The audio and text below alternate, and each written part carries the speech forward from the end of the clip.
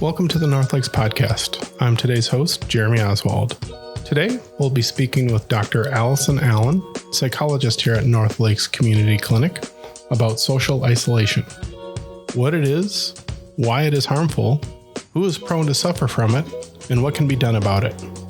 Let's get into it. Dr. Allison Allen, thanks for being here. I just introduced you, but why don't you tell me your name and what you do here at NorthLakes Community Clinic? Sure. And thank you for having me, by the way. I'm so happy to be here, and I love the topic we're going to be talking about today. So I'm Allison Allen. I'm a clinical psychologist, and I've been both a psychologist here at NorthLakes and also the chief behavioral health officer. So I've been in that role. Well, I've been at NorthLakes for 10 years, just about, and in that role for as long as we've had that role, which is not quite 10 years. And what does that mean, being the chief behavioral health officer? It means I'm such a lucky person because it's such a great job. That means that somebody has to kind of be the person. So we have, school-based behavioral health. We have therapists scattered all over northern Wisconsin. We have recovery services, and we have amazing people who kind of lead recovery or lead school-based. And then somebody has to lead them, and I get to be that person. So I just sort of oversee, and I also try to come up with, good thoughts about how we're going to grow and develop our program, like our current development of behavioral health consulting. So I try to be the ideas person and just provide guidance. It's a huge area, and obviously I rely very much on other people and their talents to make sure that we are doing good work in all the different ways that we do that work at NorthLakes. A little bit of an interface maybe between like the administrative side of things and the care side of things. Yeah, exactly. I mean, it's one of the things I really love about how NorthLakes arranges this, that those of us who are the chief officers, like for medical, for dental, for behavioral health, also are providers. So, we kind of put our management hats on, but we always also have our provider hats on. So we really kind of live in both worlds. And I think that is a very good way to do things. Sounds like could be a whole nother topic. Sure. Yes. But that's more like, how does this work? How does NorthLakes work? Yes. So you were on the first podcast. So thank you so much for coming back. It's good to have you back in here. I think I reached out to you and said, hey, I'd love to do another podcast. I think we threw around a few different topics and we landed on isolation, which is what we're going to talk about today. Right. Why did we choose that one? Why is this a good thing for us to talk about? Well, let's credit you because I think you suggested it, but I jumped on it because it's a great topic because it just goes to pretty deep into the core of what it is to be human, because it's something that came up for us in sharp relief over the course of the pandemic. It's always been true, but we sure got a good dose of what happens when people don't have the kind of connection that they're used to having or needing over the course of the pandemic. And I'd love to kind of talk about that some. But so there are the layers of our actual day-to-day connections with people, and then also what's going on inside of us, because they're different, but they both interface whether or not we feel isolated or lonely. So it's just a very good human topic. And so let's if you could define it a little bit more, because I think, as usual, I come up with a bunch of questions, and one of them was like, sometimes I feel lonely. And like, so we talked a little beforehand, there's difference between isolation and being lonely. And so why don't we get some of that out of the way? Talk a little bit about that. Like what are the differences there? Yeah. I mean, so I think lonely is a good word because it's the more subjective experience.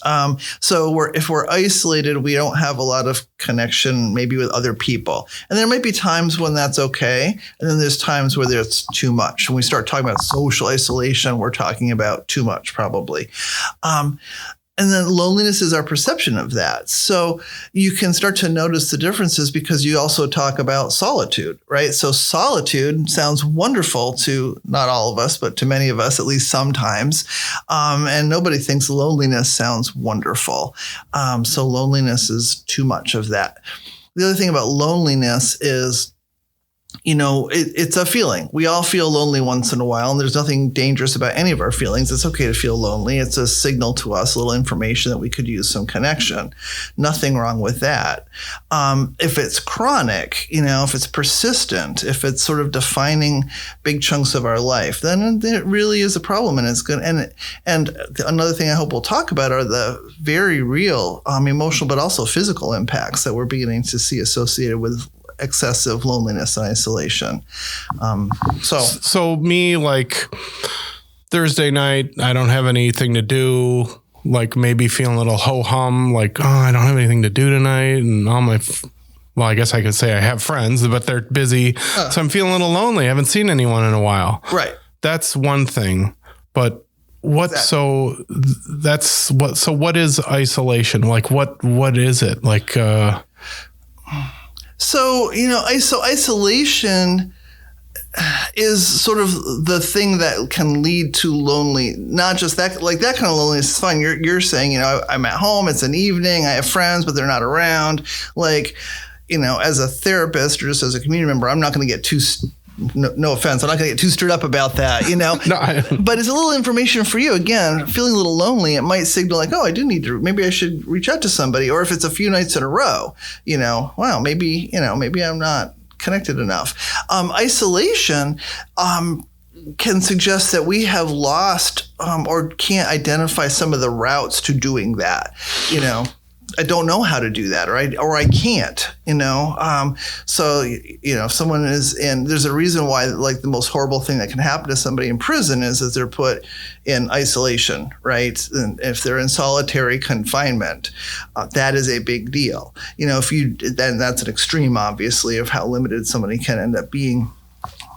In terms of isolation. But when we either cannot or can't see a way to make connections with people, we're going to start experiencing that as isolation. The pandemic imposed a lot of isolation on people, and also a lot of conflict, right? Because there was huge disagreement amongst people about how much isolation was actually necessary or tolerable, whether it was just, you can see how much it fomented with people about what to do about that or whether to even do it.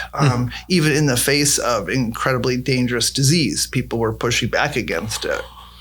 Right. That was like a kind of like, I'm willing to take this chance with this virus that could kill me and my family because we're feeling this isolation. Yeah. Right. So that's how compelling that really is for us. We are primates, I mean, I guess we can think about maybe some gorillas are sort of loners mostly, but mostly you see primates in big packs. They're racing around together. They're grooming each other. They're very close. They're yakking, they're practically on top of each other.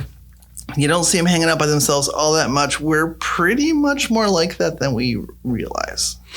Okay. So now, well, I don't want to make this about me, but so the difference in me being, having a couple of nights that I didn't have anything to do, that's a big difference in someone who's probably living alone.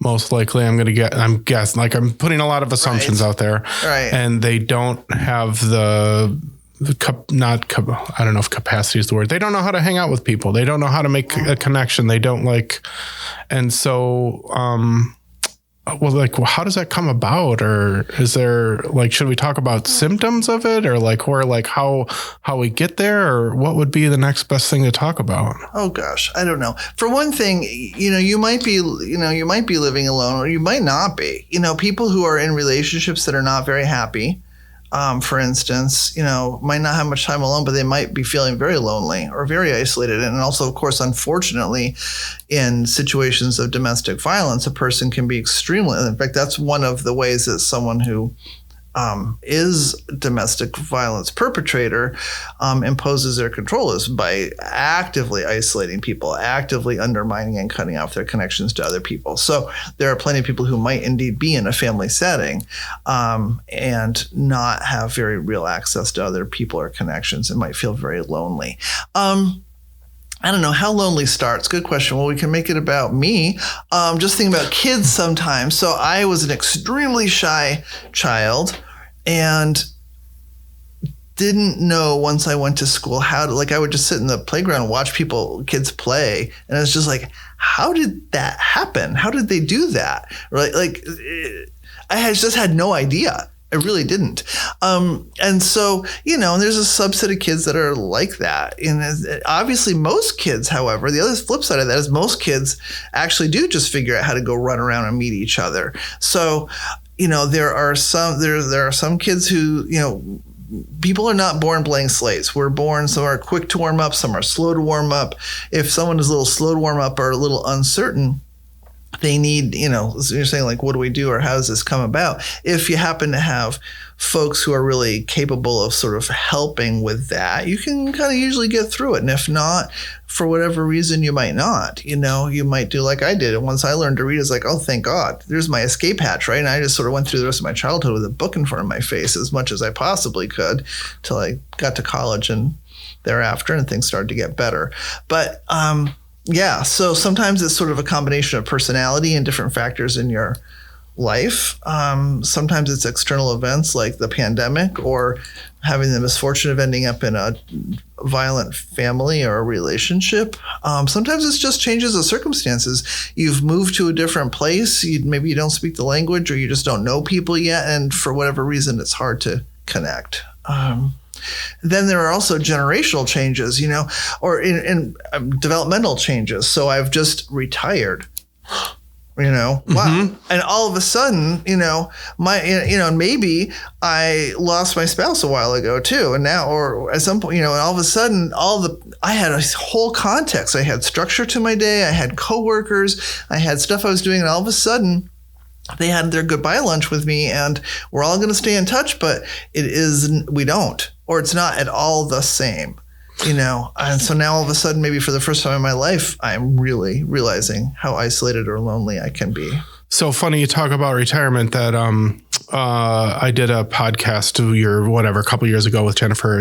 Was it Hodgkins. Thank you. Yeah. And Hodgson, actually, I got it wrong. Yeah, I know. Yes, sorry. We're very sorry. And we love Jennifer. Yes, exactly. And yes. But we were talking about, like a mourning, bereavement. Mm-hmm. And, that it wasn't just circled around, it could be a death, of course, brings that about. Mm-hmm. But like, and it was like, sense of loss is what we were talking about, I think. And then losing a job, like you kind of enter like a moment of mourning. Yeah. And that's why one of the things I love about doing this podcast, and I hope our listeners agree, is that you can tie in these different topics. So you just tied in another one where we're talking about isolation and not losing, but it could be losing a job, but like a change of life. Right. Changes of life. Mm-hmm. And so, I also like that I come in here and I have this perception like isolation. I got it figured out. That person's in my mind. I know who they are. You just blew that apart. Thank you. Because which leads me to like, it doesn't affect like a certain age group or a certain type of person. It can like be, and you like gave the example of yourself as a young child. So it affects everybody. Potentially. Yeah. Yeah. I mean, everybody's going to feel lonely from time to time, and people will have times of more or less connection, in their life. Nobody's just immune to that. And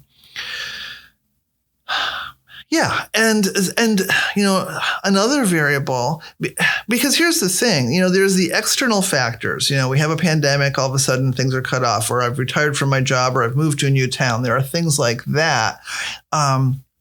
And another thing like that, unfortunately, in our nation and probably every nation is race, because a lot of feeling isolated also pertains to whether or not you feel like you're part of a community, larger at lots of different scales. And so there's a ton of research about how, if you are doing demographics for who is struggling with feelings of social isolation or loneliness, it's not equal across people who identify as white or as black or as other groups.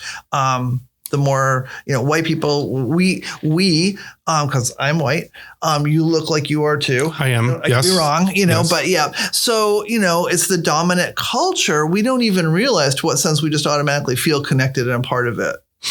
right? And not everybody does. And so there's an added layer and level of vulnerability to isolation and loneliness there. And I don't know this, so now I'm just talking. But, what I do know. This is a good place for that. Okay, fantastic. But I do know that an interesting reliever of isolation are things that we don't even think about, little tiny micro interactions. So just sort of that making eye contact with somebody on the street, holding a door, the little conversations at the grocery store, or, just seeing a face that is familiar to you, even if you don't say anything as you step in or to or out of the post office or whatever. We don't realize it, but those all signal to us at a sort of a subconscious level that we're connected.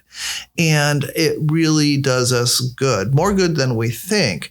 And I'm just thinking that if you're in a minority group, unless you're living right in a neighborhood full of folks who interact with you freely that way, you're not going to feel as much of that as you walk through your day. And there are plenty of institutions that you may not feel like you're a part of as readily. So again, there's just more vulnerability there. I'm kind of smiling while you're saying that because I've found myself like now, like when I go to wherever, checking into a hotel, getting a cup of coffee, frequently buying something to eat, like at a and once the interaction is done I'm with somebody, I'm like, that person was really nice. Like wow, we really and then you're kind of even evaluating that connection, and there's like they could have been a little more warm, when they handed me my latte.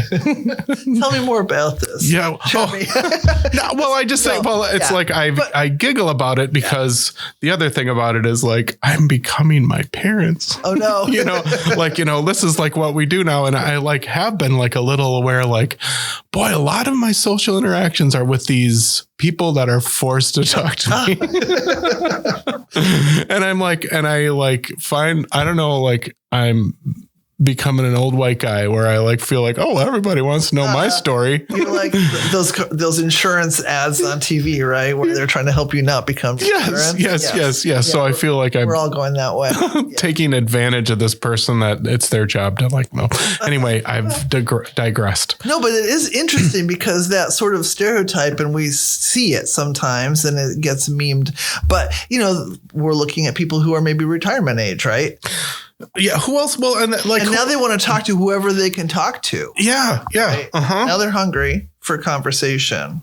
So they are going to like chat up the person in line about what ice cream they're about to order and where do you live anyway? And they're like, who are you? But I need to talk, so I'm going to. So and again, like another light bulb goes off. Like at least I love at least an explanation of why it's happening. Yeah. Right or wrong, or me like chatting up the barista. Like, I'm sorry, everyone at the Black Cat.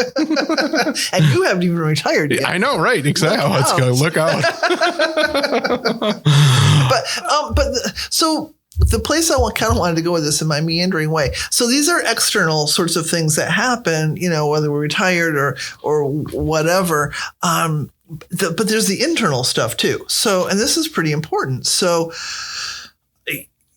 if I am someone who, for whatever reasons, has a feeling inside like I don't belong, right? I deal with depression or anxiety or some sort of mental health issue, or I'm in some closet of one kind or another, something that makes me feel like I don't fully belong, I might feel really lonely, regardless of how many people are around me, regardless of how many people I'm talking to. So there's a very real way in which we're vulnerable to feeling lonely and isolated, which has nothing to do with how many social interactions we're having. It has everything to do with whether we think we actually share a connection or are disconnected from the people around us. And so when I'm working with people who are socially isolated, I have to think about both of those. One, are they depressed? Because when people are depressed, they kind of want to cocoon.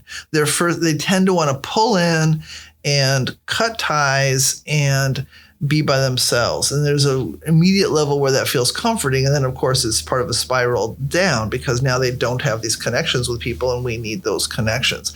Or maybe they're shy or whatever. There's things going on where I need to just help them get out of the house and find some ways to connect to people and do some of that stuff. So there's that. But then sometimes the issue is more like, what's going on in your head?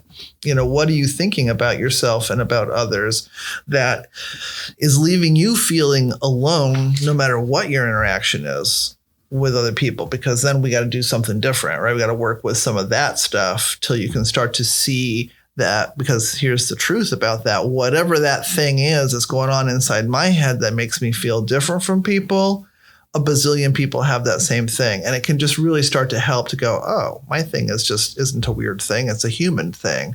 It's lots of other people thing. And to sort of get to where whether whatever the thing is either gets resolved and gets better, if it's my depression or some anxiety, or where I just sort of make peace with it and can feel reconnected to humanity again. So sometimes the work needs to be internal. Where I was going a little bit like, I hear you when you say you're making all those interconnections, you're talking to everybody, you're going out into the world. Mm-hmm. But if all of those connections, nobody is like understanding who you are or what you are as a person, that can make it hard. Right. So if they're not understanding, or if I just think they don't, that's what I'm really more saying. If they really knew me, they wouldn't like me.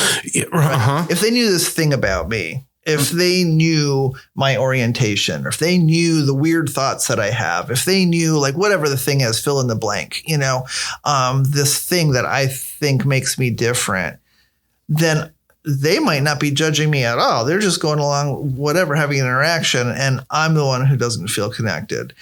It might be that they don't get me, but it just might be that I feel like I can't be gotten, like I'm not understood. That wouldn't be if I shared myself. And so I don't share myself, and then I feel just as lonely or more lonely, because it's very painful to be around people and yet not feel connected. That might feel even worse to people. And then they just stop being around them, right? Because it feels worse to be with them and disconnected than to be apart from them. Yeah, look at all these people in the world. There's so many of them, and nobody is making that connection with me. Or like, or I can't explain myself to them, or I like am not fitting in anywhere, and look at everybody around me. Yeah, it accentuates that. It's the way people who are feeling depressed will feel worse at Christmas because they think everybody else is so happy and the message is so relentlessly happy. And if they're not happy, it makes them feel so much worse.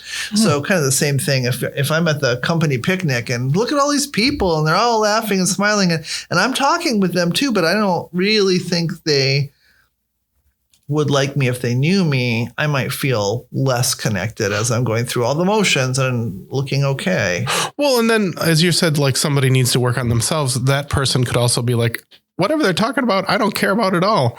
I'm not interested in, and and I know I need to kind of be here at this picnic, but I'm like not enjoying it because I don't have anything in common with any of these folks. That's also possible. That's sort of a different problem. Yeah. Okay. It's not my community. Then you're saying this is not my community. Mm-hmm. That's okay. As long as you do, we can all it's good for us to spend time outside of our preferred community, but boy, we need to have one, whatever that means to us, whether it's, a work community or a religious community or the skateboarding community or, the people who are doing volunteer work or, saving animals at the shelter. It doesn't matter, but you need some kind of community where you feel like you belong. I don't want to, or political party.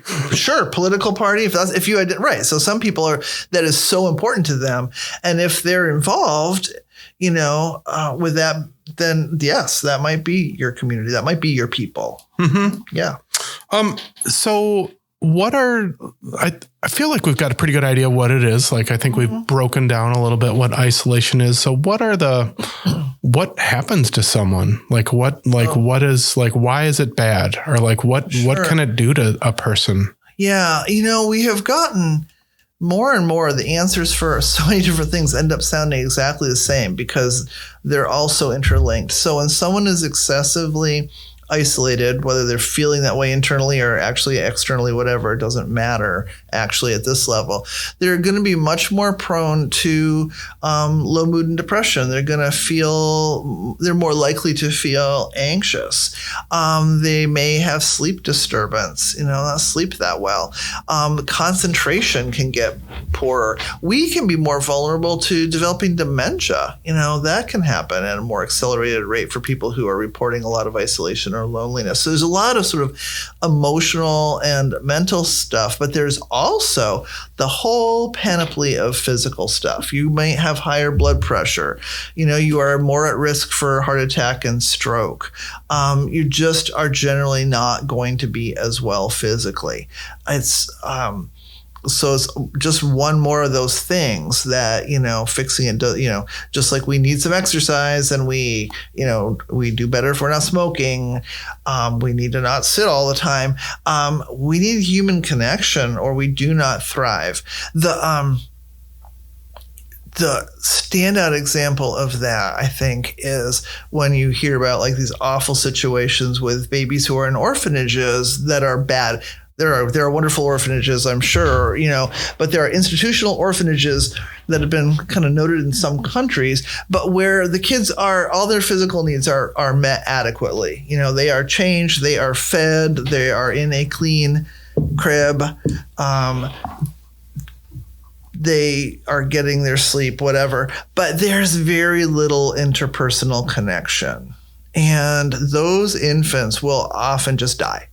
They will fail to thrive. They will get sick. They may not gain language, even if people do talk to them when they're with them. They will not make it often. It's really terrible because that's how physical our need is for connection. And so, it's less dramatic, but it's still true when we're adults walking around in Ashland, Wisconsin. If I'm really isolated, I may start to fail to thrive physically as well as emotionally.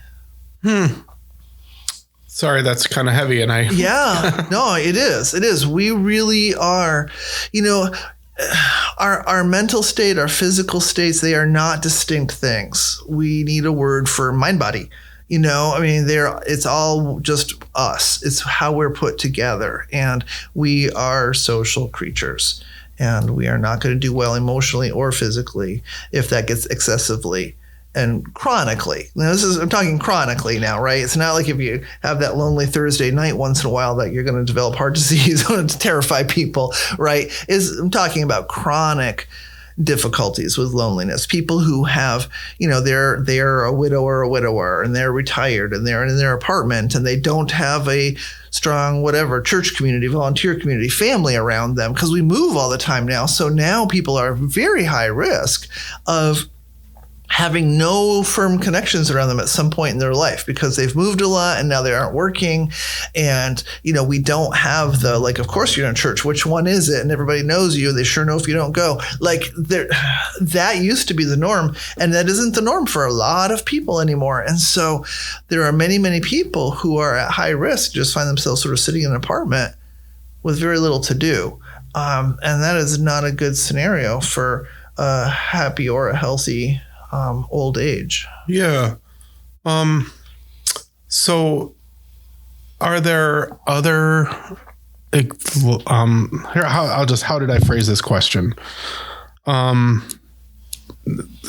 little funny. Does it pair well or frequently with other ailments or conditions? So, right. So kind of like what I just said. Yes, yeah. It goes hand in hand with all kinds of systemic kind of problems. The sort of baseline thing that seems to be a culprit in lots of different issues is inflammation. I was just reading about how inflammation gets worse if you're chronically lonely and isolated. So yeah, it plays well or helps to foster all kinds of problems over time. And different people are vulnerable in different systems of their body. Yeah. And I don't I'm just grabbing at straws here. Like one came to mind as hoarding, Yeah. I don't know. And again, I come in that's why I love talking to you because you break me out of my mold. I had a vision of someone if they're all the lonely hoarder. So, I had that vision, No. I think hoarders might be lonely. They might not be. I mean, they're going to be a little more isolated because they are not inviting people into their homes. Right. They might go out freely. You know, they may mingle with lots of different people. So they may or may not be lonely, other than they have this. There's probably going to be, there's some danger of that because people tend to be kind of secretive and stressed out and whatever. All is not well if they're dealing with hoarding, but they may or may not be. Yeah. So I don't know what my deal is that I like to put people in these little boxes. So thank you again. That's what we do. So how, when it comes through your door, that's so rude. That's not a good way to put it. Like, no. But I mean, when, you work with people, how I hope they're able to find you and come talk to you and you are able to work with them and help them. Well, and how do they do that? Like, I mean, how can someone break the mold? Like, get out of that. Get out of that isolation? Yeah. Well, I mean, the good news is very small things are real and helpful. You don't have to do great big things. And especially if your isolation has been sort of built in layers, sort of based on sort of anxiety and avoidance of people, you can start by just knowing that going out and doing those sort of micro looking things, make a little eye contact as you go in and out of the store. Risk a comment to somebody, just do small things. The things like that absolutely count. Things that are not too personal, but get you connected to people and community. Like, if you go volunteer to walk dogs or something, you're not going to have long conversations with people, but you're going to interact some with people in the process of doing that. As far as that goes, if you can't stand to or don't have access to the kind of people you need to be around, there's a reason why pet adoptions went through the roof during the pandemic. Like, that's a real thing too. And notice what we do with these pets. We talk to them, we make eye contact with them, we touch them a lot, and we like if they touch us. Like, you can just see what needs that people are trying to get met. And often in a lot of ways do get met. Having a pet can be a really good buffer for someone who is lonely, who can't solve it in other ways. So it's fine to find small things. If you start to realize that a lot of the concern is that you just feel very different, then whether it's finding a professional like myself to talk to or going, there's got to be other people who feel different the same way I do, right? And finding that community. And by the way, it doesn't have to be in person. We really can. There's a lot that's talked about the sort of the downside of social media or that kind of virtual connecting. And those are real things to talk about, but there are real connections that can get made through those routes too. So people really can kind of find meaningful community sometimes even online or virtually, and can make a huge difference for people. So, whatever seems like a valid route to you is a valid route for you, probably, So it's, little connections. Little connections are big. Yes. Mm-hmm. Little connections are very, very meaningful. And the lack of it is meaningful. So, starting small is completely fine. And, that's good because almost any behavioral change that we are trying to make, changes to our diet, changes to how much exercise we're getting, the social patterns, certainly, going big is not usually the success. The big splashy, the whole big splashy New Year's Eve resolution thing that often fails. But if you make a very, very small change your thing, you're a lot more likely to succeed. And then you're much more likely to build on that and build on that. So making small changes is fantastic, and it will probably lead to bigger ones naturally. So if someone is starting to, I will use myself as an example here. Let's say, that one night a week feeling a little lonely starts to stretch into more and more, like maybe I'm on the road to isolation. Yeah. What would you recommend? I mean, I think you already did say start to make those little connections, but that's something people should be aware of, is that human contact, having some kind of contact is important as the primates we are.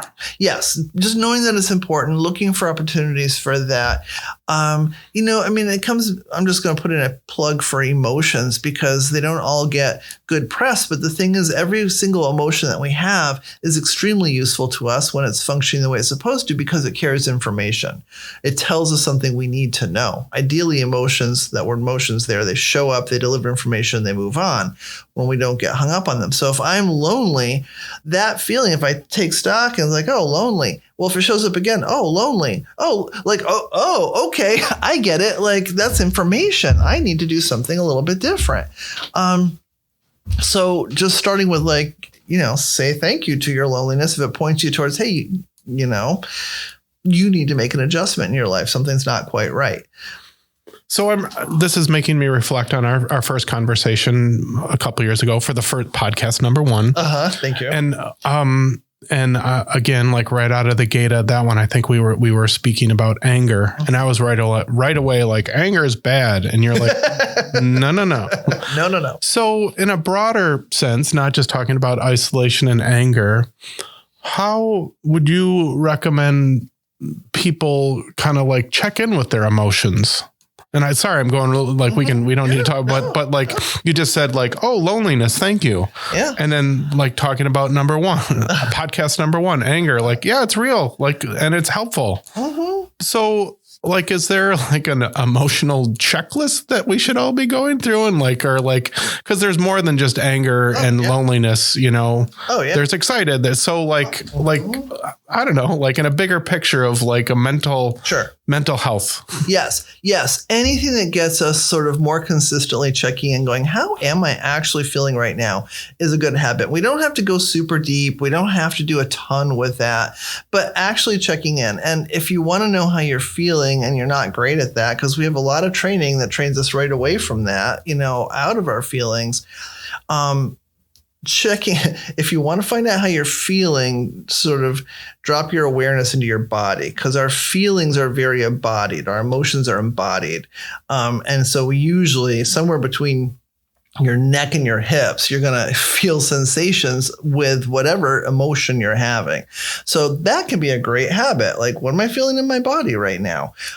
Can tell you a lot about what you're feeling. It also kind of makes me think about that whole embodied thing. Like, there's a little clue about the whole mind body, like it's all connected. Right. And so, but that's a way to kind of know a thing that sounds sort of silly or whatever, but I find it helpful. A lot of my clients actually do find it helpful is to print out a feelings wheel, which there are all sorts of variations. If you Google it online, you can, and there's no one right one. It doesn't matter. They just are doing this great job of laying out a whole bunch of different emotions at sort of starting with the so-called primary colors, angry and sad and happy, and then going out from there with lots of different feeling words. And that can be really helpful. Especially because if we're going to check in on how we're feeling, we don't feel in primary colors. I am angry. I am sad. I am happy, right? It's usually a lot more complex than that. I'm scared and I'm also kind of curious. I'm sad, but I'm so ticked off also, right? I'm feeling really ashamed and also resentful. So it can be really helpful to get our feelings a little more in 3D. Say, by just sort of going, let me look at this feelings wheel, or let me just pay attention inside until I can come up with 2 or 3 words that kind of describe where I'm at right now. Also, side benefit of doing this, if you tend to be overwhelmed, if you're feeling flooded or overwhelmed by a feeling, it's counterintuitive because then we want to shut it down because it's never great to feel overwhelmed. But if we stop and go, okay, I am really flooded with this feeling, but what is the feeling? And we sort of go, what are a few words that would describe this feeling? Well, now you're engaging in, the limbic system is kind of flooded. That's the emotion sort of section, broadly speaking, of our brain. If you start to go, but what are the words for that? Now you're using your prefrontal cortex, and now you're observing, you're having the feeling, but you're also observing it. And you're pulling out a few words that accurately describe it. Well, now you're still having your feeling, but you're also going to probably feel less overwhelmed by it because you've engaged some other parts of your brain to notice it. And noticing a feeling and having it is going to let you have it without feeling like it has you. Now you're observing it instead of feeling it's flooding you. Very quick, helpful way to deal with your feelings without pushing them away. And you're grabbing some control of it. Yeah, but by not trying to control it, like that's the thing. Controlling is when we're trying to stop it, not have it, change it. We're not actually controlling it. We're simply noticing it and labeling it. And when we try to control it, that's when it starts to be like, but I can't control it because we have no direct control over what emotions show up. So then we will feel more helpless when we do not actually, sort of paradoxical here. But if you don't try to control it, but you do try to observe it accurately, where do I feel it in my body? What are some words that would describe it? If it had a color, what would, if you just describe it as many ways as you can think of, you're not trying to get rid of it, but boy, you're going to feel like, oh, now I kind of have it, but it doesn't have me. And I haven't tried to control it in ways that will always backfire, but I also don't feel like it's going to control me now. It's much, much better. So control isn't a great word, but understand. Sure. And like figure it out and like know where it's coming from and like relate to it. Yeah, so I'm not controlling it, but I am going to feel more in control of myself. Thank you. There we go. You just make me feel. We just got there, right? We just got there. Well, but it's an important thing. I jump at that on that word control because it's our common thing is to try to control things we can't control. Mm-hmm. Our emotions, our thoughts. Oh, we give ourselves, there's a whole other podcast. The grief we give ourselves about our thoughts, which we have no direct control over. All kinds of crazy thoughts show up all the time. Other people's behaviors, go ahead and try and control those and see how that goes. So we have control. We're all wrapped up here, Allison. Gotta go. Yeah. Thanks for being, sorry. Yeah. No. Yeah. Well, see, we get sidetracked, but, yeah, that's. I totally derailed you. I'm so sorry. No, you just keep or get rid of whatever you want here. No, but you're right. I'm hearing what you're saying. That it's like control's not the word because like I can't control time. Nope. Yeah. You're right. A whole nother podcast. Yes. So I'm gonna look at my list here and see if there's any. This is great. Thank you for kind of going on that side rail. Oh yeah, that's great. I love it. Great. We talked about social media. Do you think we did talk? I kind of a little bit. I did cut off the I declared that I feel like we got it figured out now. Let's move on. Did we break it down? Did I cut that off too early? I don't remember.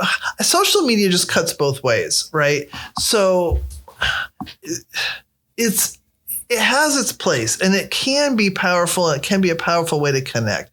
It is not, we really do. So backing up more. When the pandemic landed, for a very brief amount of time, we therapists here at NorthLakes couldn't see anybody, and everybody scrambled very hard at the state level, at our level, to get where we could do virtual sessions. And then we were able to meet with people virtually. Huge improvement over not being able to meet with people. And it made all the difference in the world for many, many people. And doing that for a couple of years, you really learned what the benefits were and also the limits, right? So it was great. And it's not the same as sitting in a room with somebody. It just is not. And for some people, it's still pretty darn good. And you can get a lot of good work done virtually. And I have had clients that I only ever worked with virtually, and we did good work together. I have some clients who did not thrive at all, in a virtual environment and really needed to sit in the room. And for almost anybody, it's going to be better. So social media screens, they can be very, very helpful. They are not a 100% substitute. They just aren't. We need actual time in rooms with people, that kind of actual eye contact.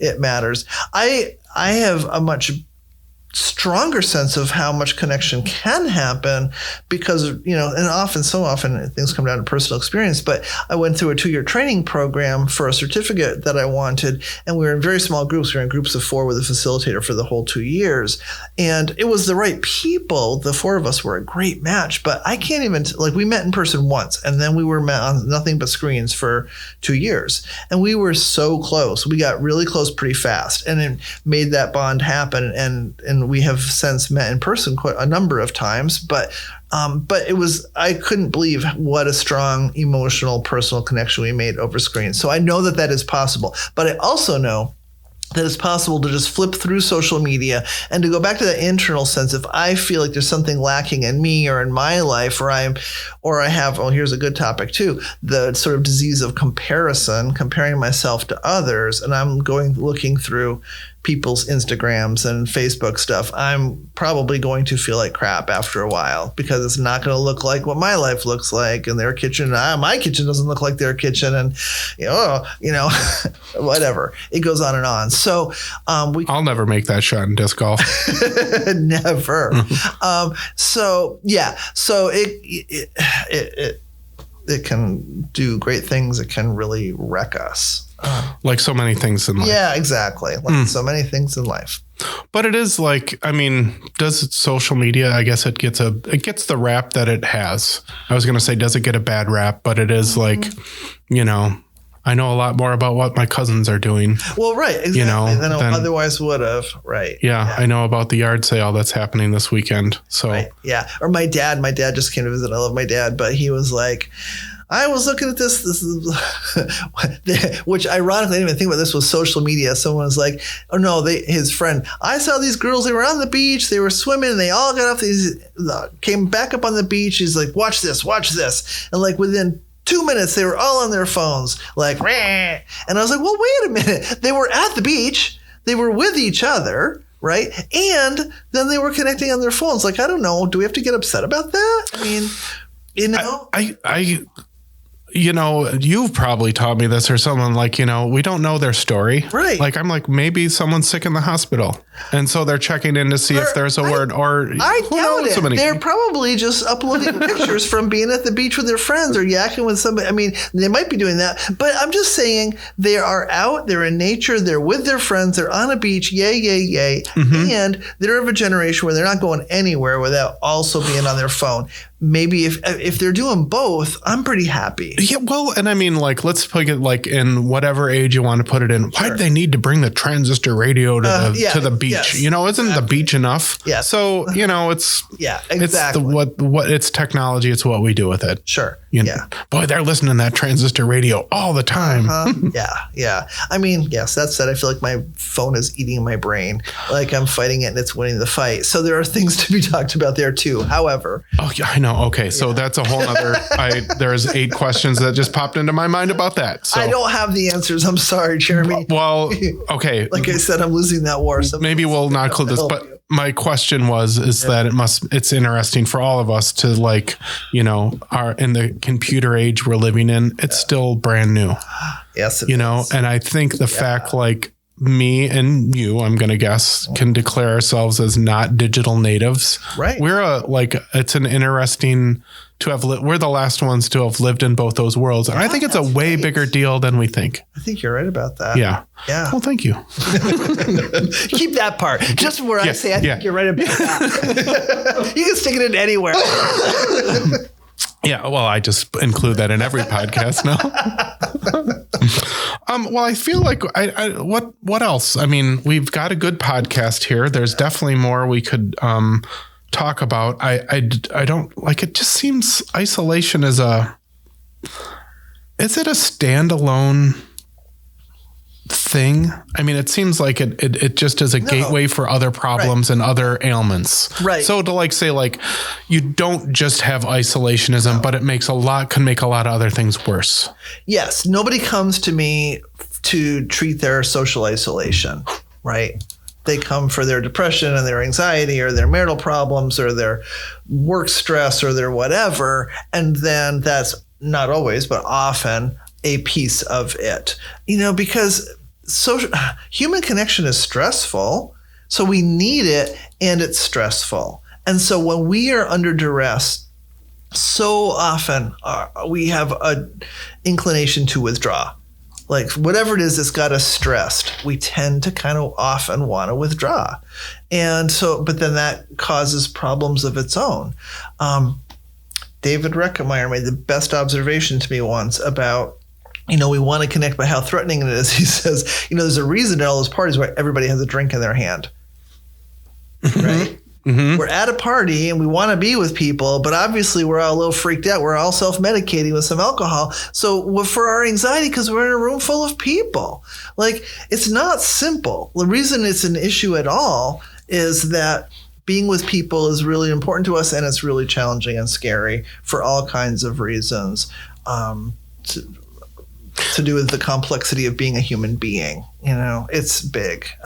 Well, and part of it is like, because you do have respect for other people's feelings and what they do, the other people in the room, you don't want to maybe offend them with your feelings. Like, I think we've kind of got, this is going off the rails a little bit again, but like we've kind of all landed in our camps these days. Oh yeah. So when you're in like a kind of a party where it's a wide variety of people, you got to like kind of ease into how much you're going to reveal about yourself.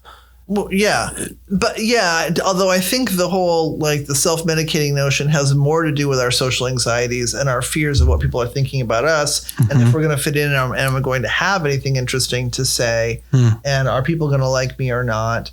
Is it going to be okay? And again, some people are such social butterflies, none of those concerns would ever even dawn on them. But for the rest of us, a glass of Chardonnay is unfortunately because we're scared, right? Or whatever is the answer. And that could lead to a whole topic of like, why do we get addicted to stuff? Well, there's the ceremony around that. And, ceremony can be community. Sure. Yeah. I'm getting a little bit more broad, but we are a community of Chardonnay drinkers all of a sudden. And then so you become a group. Well, right. Yeah. And I know we had talked in the warm up a little bit, but about the instant social isolation that happens for a person who has developed an addiction and now they're getting sober. Like, where's their community? It's gone. Because they can't be around the people who use. And even if they want to, the people who are using don't want to be around them because it's too threatening for them still to be around someone who's given it up. Like, it's hard. And until you develop a sober community, you are alone. And that is very hard. And that is one big contributor to why it's hard to change problems like that. And that's, I know where you socialize here in our community. That's sure. I know where a big part of it anyway. So you bet. Yeah. So what does somebody do if they're, like to avoid that isolation or like it? I guess we're not talking about addiction, but like you find another group. Hopefully I hope they must exist. I think they do. Yep, you do. As best you can, you find another group. It's hard around here and lots of places because alcohol permeates so many functions. So it does make it harder if you're addicted to alcohol to find groups if you really can't be around that. But yeah, in general, for us humans, you find other things to do. You find other people to do them with. And you also have to tolerate the fact, this is true for all of us, that at first it'll seem like, well, there just isn't anything. There's nothing.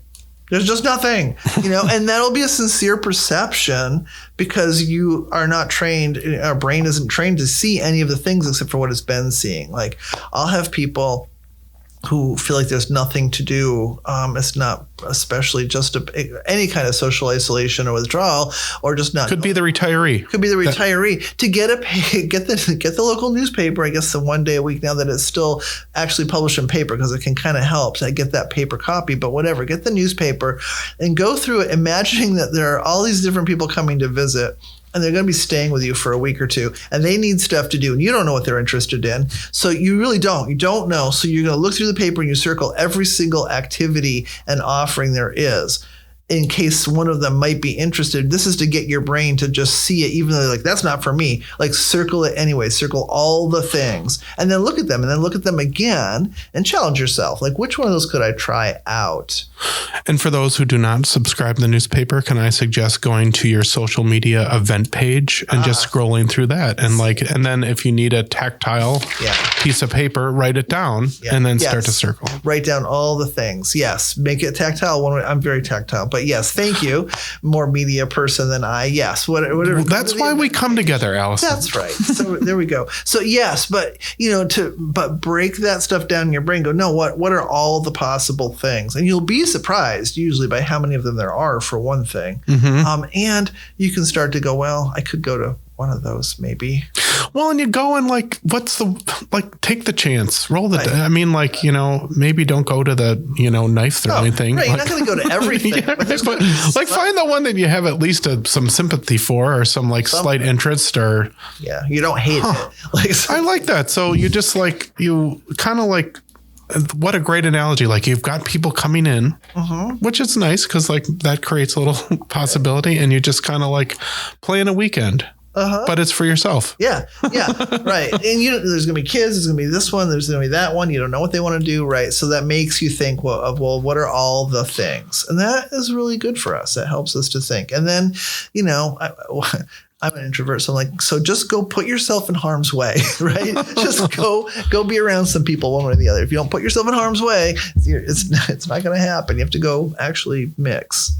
And that's hard for people. Some people, that's that's the biggest. Tell me about it. Yeah, right. Yeah. Awesome. Okay. Yeah. Got one last question for you. Okay. What's in your car right now? Oh, same question. Well, it's my shtick. It's my thing. Well, so I'm going on a little vacation, so there's all kinds of stuff in my car right now. My suitcase is in my car. My walking sticks are in my car. Various snack foods that I'm not going to itemize for you are in my car. Empty wrappers are in my car. Dog hair and sand. Yeah, like that. Shopping bag. Yeah, various bags, things in them. A lot of books. An iPad. Wow. Yeah. You're ready. I'm ready. I'm so ready. Great. Well, I guess let's not spend as much time apart from one another. Let's do another one of these. We should do one a year. I would think because thank you so much. It's really great to talk to you. Yeah, we could do it more than once a year. I like to talk. Are you kidding? So yes, thank you for the invite, but I know we have so many great people at NorthLakes. I'm lucky if I ever see you again in this context, but yes, I'd be happy to. All right. Well, have a great trip, and we'll talk to you soon. Sounds great. Okay. Bye. Bye-bye. Talking to Dr. Allen always helps me move through the world a little better, and I hope listening does the same for you. Dr. Allen mentioned a feelings wheel during our talk, and there is a link to one in the notes of this show.